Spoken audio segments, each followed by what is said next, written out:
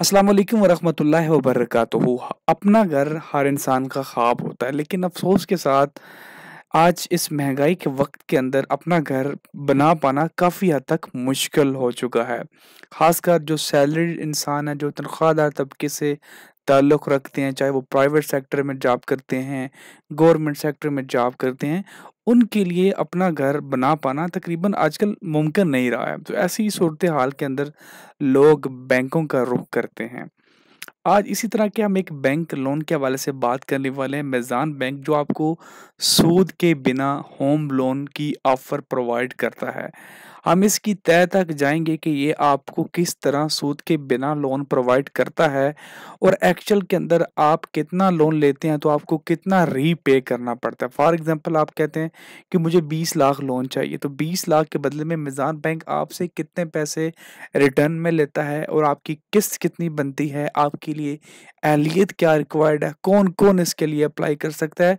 तो इसकी हम ए टू ज़ेड डिटेल जो भी होगी वो आपके साथ शेयर करेंगे, ताकि आप लोग फाइनल फैसला कर सकें कि आपके लिए आया ये ठीक है भी या नहीं है। तो वीडियो को पूरा देखिएगा ताकि आप तक मुकम्मल मालूमात पहुँचाई जा सकें। तो मीज़ान की जानिब से इस स्कीम का नाम रखा है Meezan easy home Islamic home finance. अगर हम इसकी डिटेल में जाएँ तो easy home is a completely interest यानी सूद से पाक है। Your home finance need likely a conventional house loan. Meezan bank easy home work through the diminishing मुशारका। अब ये एक इस्लामिक कंसेप्ट, एक मुआहदा जिसको दमिनशिक मुशारका कहा जाता है, जिसके अंदर आप और बैंक 2 जॉइंट ओनर बन जाते हैं बैंक के।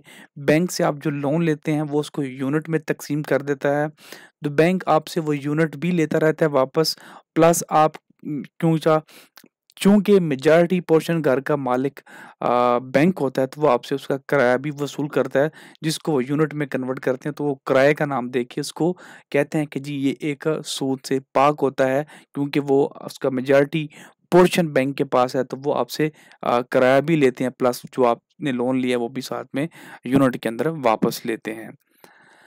अब इसके जो लोन स्कीम है, इसके की फीचर्स कुछ यूँ हैं कि यहाँ पे आपको हाईली फाइनेंसिंग अमाउंट आप जितनी चाहें ले सकते हैं, और उसके बाद flexibility to make partial prepayment. आप अगर वक़्त से पहले अपनी किस्तें अदा करना चाहते हैं, तो वो फैसिलिटी आपको दी जाती है। शरी कंप्लायंट लाइफ तकफ़ुल फैसिलिटी भी आपको यहाँ पे दी जाती है। प्लस जो इंस्टॉलमेंट है वो काफ़ी अफोर्डेबल है और रेगुलर रिड्यूसिंग मंथली रेंटल साथ में जो आपका जो मंथली रेंट है वो रेगुलरली पे करने के साथ साथ वो कम होता जाता है।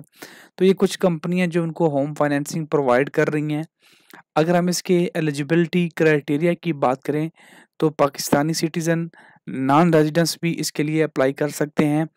एज की जो रिक्वायरमेंट है वो मिनिमम 25 है और मैक्सिमम 65 है। और जो बिजनेसमैन हैं उनके लिए मिनिमम 21 और मैक्सिमम 70 रखी गई है। उसके बाद जी कस्टमर और एप्लीकेंट्स की बात करें तो यहाँ पे प्राइमरी और सिंगल एंड को एप्लीकेंट, 2 एप्लीकेंट भी अलाउड हैं। आप, आपकी वाइफ, भाई, कोई भी ब्लड रिलेटिव या वो आपका को पार्टनर हो सकता है। जहाँ पे उन्होंने मेंशन भी कर दिया कि को applicant must be immediate family member, spouse, parents, adult childrens, brother and sisters only, जब वो आपके को एप्लीकेंट्स के अंदर आते हैं। इनकम की बात करें तो यहाँ पे जो सैलरीड या सेल्फ एम्प्लॉयड प्रोफेशनल होगा उसकी मिनिमम इनकम 50,000 पर मंथ रखी गई है। 100% को एप्लीकेंट्स इनकम में भी clubbed in case of spouse only. तो अगर आपकी वाइफ है तो उसकी इनकम भी आपके साथ क्लब्ड की जा सकती है। तो टोटल मिला के आप मिनिमम जो है वो टारगेट 50,000 का पूरा कर सकते हैं। सेल्फ एम्प्लॉयड जो बिजनेसमैन हैं जैसे डॉक्टर, इंजीनियर्स, कुछ इस तरह के लेवल के लोग जो हैं वो, उनकी कम से कम 1 लाख पर मंथ जो है वो यहाँ पे इनकी सैलरी होनी चाहिए। एम्प्लॉयमेंट मुद्दत भी यहाँ पे मेंशन की गई है कि कितनी कम से कम आपने जॉब की हो तो ही आप अहल होंगे। उसमें है जी सैलरीड के लिए परमानेंट जॉब कम से कम 2 साल कंटिन्यूस वर्क हिस्ट्री आपके पास होनी चाहिए। और जो कॉन्ट्रैक्चुअल एम्प्लॉयड हैं उनके पास भी 2 साल का मिनिमम कंटिन्यूस वर्क हिस्ट्री होनी चाहिए in the same industry field along with having a total experience of 4 साल। तो आपके पास टोटल 4 साल का तजर्बा प्लस 2 साल एक की जगह पे आपको काम करते हुए हो चुके हों। सेल्फ एम्प्लॉयड और बिजनेस पर्सन को कम से कम 3 साल करंट बिजनेस इंडस्ट्री में हो चुके हों। अब ये लोन आपको किस-किस प्रोडक्ट या किस-किस काम के लिए घर के अंदर दिया जा सकता है? ईज़ी बार यानी अगर आप घर खरीदना चाहते हैं, कोई नया घर बाय करना चाहते हैं, घर बिल्ड करना चाहते हैं, रेनोवेट करना चाहते हैं, प्लस आप रिप्लेस करना चाहते हैं, घर को चेंज करना चाहते हैं, एनहेंस करना चाहते हैं, कोई तब्दीली लाना चाहते हैं, अपग्रेड करना चाहते हैं, तो आपको इन सारी सूरत-ए-हाल के अंदर, सारी सूरतों के अंदर ये लोन फैसिलिटी दी जा सकती है। इसके अंदर 2 पेमेंट प्लान्स हैं, एक है सेट ऑफ मॉडल और एक है यूएमई अनइक्वल मंथली इंस्टॉलमेंट मॉडल। इसके अंदर क्या होता है कि आपकी तमाम जो एक साथ हैं, वो एक जैसी तक़सीम कर दी जाती हैं। जो किस्त आपकी पहली होगी, वो ही लास्ट होगी, उसमें कोई कमी-बेशी नहीं होगी। सेट ऑफ मॉडल के अंदर क्या होता है कि आपकी जो इनिशियल जो यूनिट्स होती हैं, उनको कम कर दिया जाता है कि आप शुरू के अंदर कम यूनिट्स जो हैं, वो खरीदेंगे, लेकिन आहिस्ता-आहिस्ता जब आप आगे जाएँगे, तो आपकी जो किस्तें हैं, वो बढ़ती जाती हैं, आपके ऊपर बोझ बढ़ता जाता है। वो इसलिए होता है कि कुछ लोग कहते हैं कि हम डाउन पेमेंट स्टार्ट में दे रहे हैं, तो हम स्टार्ट में एक साथ नहीं पे कर पाएँ, तो वो लोग सेटअप मॉडल की जानिब आते हैं। लेकिन कुछ कहते हैं कि हम शुरू से ही इक्वल मंथली इंस्टॉलमेंट पे चलेंगे, ताकि हमें पता हो कि हमने जो किस्त देनी है, उसका हमारा माइंडसेट बन जाए शुरू से। उसके बाद जी यहाँ पे इनका एक रेट आ जाता है सैलरीड पर्सन के लिए जी फिक्स्ड आ जाता है 1 साल का काइबोर प्लस 3% का पर एनम का, और बिजनेसमैन के लिए 1 साल का काइबोर प्लस 4% का पर एनम। और एनुअल जो रीप्राइसिंग होती है, ये फिक्स की बात कर रहा हूँ, जो रीप्राइसिंग होती है उसका काइबोर प्लस 3% और इसी तरह काइबोर प्लस 4%, जब उनका भी सेम ही रेट है। प्लस यहाँ पे फ्लोर कैप भी लगाई गई है कि अगर काइबोर क्रैश कर जाता है, तो मिनिमम 8% से नीचे हम एक्सेप्ट नहीं करेंगे, 8% हमने लेना है मिनिमम। और मैक्सिमम काइबोर अगर लंबी छलांग भी लगा जाए तो 30% अगर ऊपर जाएगा, तो हम 30% तक ही रखेंगे, उससे ज़्यादा हम नहीं लगेंगे। तो ये इनकी जो वो फिक्स प्राइसिंग है, यहाँ पे फिक्स रेट भी मेंशन है 12.5%, और जो बिजनेसमैन है उनके लिए 12.99 तकरीबन 13% बन जाता है फॉर फर्स्ट 3 ईयर्स। नेक्स्ट ही हम बढ़ते हैं इनकी डॉक्यूमेंटेशन की तरफ। वो हमने पहले ही आपको बता चुकी है, इनकी लिस्ट ऑफ डॉक्यूमेंट्स यहाँ पे मौजूद हैं। इन पे क्लिक करेंगे तो ये सारे आपको डॉक्यूमेंट्स चाहिए होंगे जो आपको अरेंज करने हैं, जो कि मैं इस वीडियो के अंदर सारे नहीं बताऊंगा, वीडियो लंबी बहुत हो जाएगी, तो हम इसको यहाँ पे कंसीडर नहीं करने वाले हैं। तो आप इनको 1 बाय 1 पढ़ सकते हैं। यहाँ पे आपको तमाम लिस्ट आपके सामने नज़र आ जाएगी। यहाँ पे आपको एप्लीकेशन का प्रोसीजर भी बताया गया है कि कैसे ये स्टेप्स स्टार्ट होते हैं और कैसे ये स्टेप्स हैं वो आगे बढ़ते-बढ़ते नंबर 10 पे जाके आपको लोन मिल जाता है।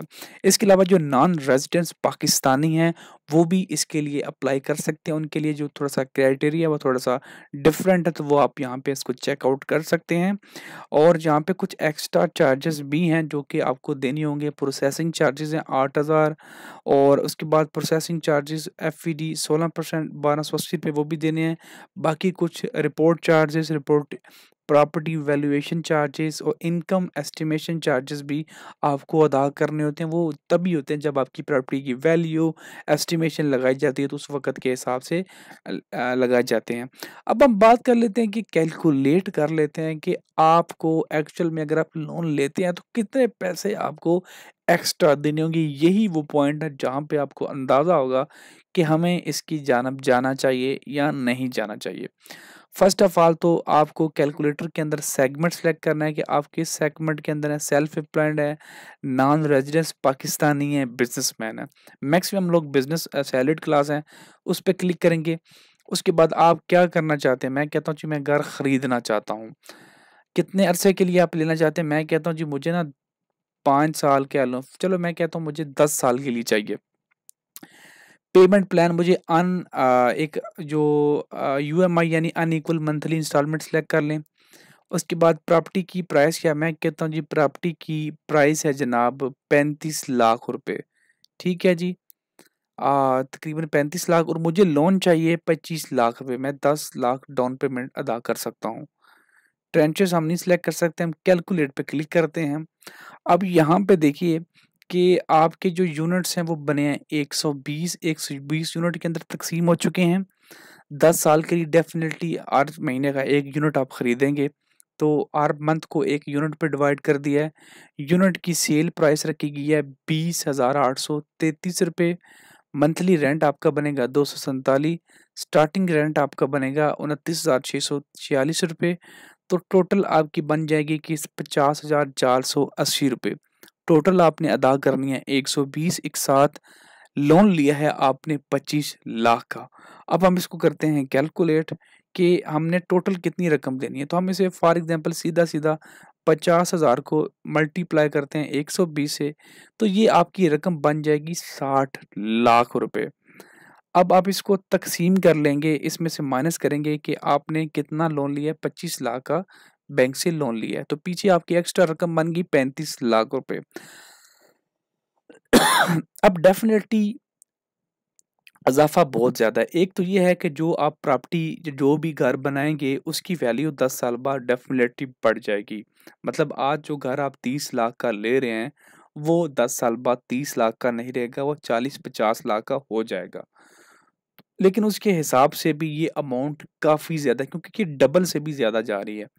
तो यहाँ पे हम इसी अमाउंट को या यहाँ पे क्या करते हैं कि टेन्योर को 5 साल कर देते हैं, अमाउंट सेम रहने देते हैं। तो फिर हम देखते हैं कि यहाँ पे कितनी तब्दीली आती है। अब आपकी किस्त बन गई है 71,000, तो 71,000 को हम मल्टीप्लाई कर लेंगे जी 60 से, क्योंकि हमने 5 साल कर दिया है। तो अब आपको अदा करने हैं 42,60,000। अब हमने लोन कितना लिया है 25 लाख, तो इसमें से 25 लाख माइनस करें तो अब भी 17 लाख आपने ज़्यादा अदा करना है। आप जितना टेन्योर को कम करते जाएँगे उतना इसमें फ़र्क जो है वो कम होता जाएगा। अभी मैं आपको यहाँ पे दिखाता हूँ, अभी हम इसको 3 साल कर देते हैं। 3 साल कम से कम है, तो अब ये किस्त बन गई है 99,000। ठीक है जी, 99,000 मल्टीप्लाई हम इसे करेंगे 36 से। लोन कितना लिया है हमने 25 लाख, ठीक है जी। तो ये आपके बन गए जी 10 लाख आपने एक्स्ट्रा अदा करना है। तो आप जितना इसको ज़्यादा लेके जाएँगे उतना इसमें गैप ज़्यादा आता जाएगा। ये मैं आपको मज़ीद यहाँ पे दिखा देता हूँ। अगर आप मैं यहाँ पे 10 के बजाय यहाँ पे मैं 20 साल कर लें, 20 साल के बजाय मैं कहता हूँ 15 साल के लिए लेना चाहता हूँ। किस्त 43,000, कोई फ़र्क नहीं आया ज़्यादा यहाँ पे। 43,000 किस्त मल्टीप्लाई 180, तो 15 साल के लिए आपको 77 लाख यानी 25 लाख 52 लाख रुपीज़ आपको ज़्यादा एक्स्ट्रा अदा करने हैं। तो अब आप फैसला कर लें कि आपको लोन लेना है या नहीं लेना। एक चीज़ आपको याद रखनी है कि प्रॉपर्टी की वैल्यू वक़्त के साथ बढ़ जाती है, तो वो भी आपको ज़हन में रखना है। प्लस अमाउंट काफ़ी ज़्यादा चार्ज की जा रही है, तो इसको भी आपको ज़हन में रखना है और आपने फ़ैसला करना है कि आया आपको लोन लेना है या नहीं लेना है। अगर आपको कोई भी सवाल हो इस वीडियो के रिलेटेड तो नीचे कमेंट सेक्शन में पूछ सकते हैं। वीडियो चलेगी तो लाइक और शेयर करना मत भूलिएगा। चैनल पे नहीं है तो सब्सक्राइब करना भी मत भूलिएगा। शुक्रिया।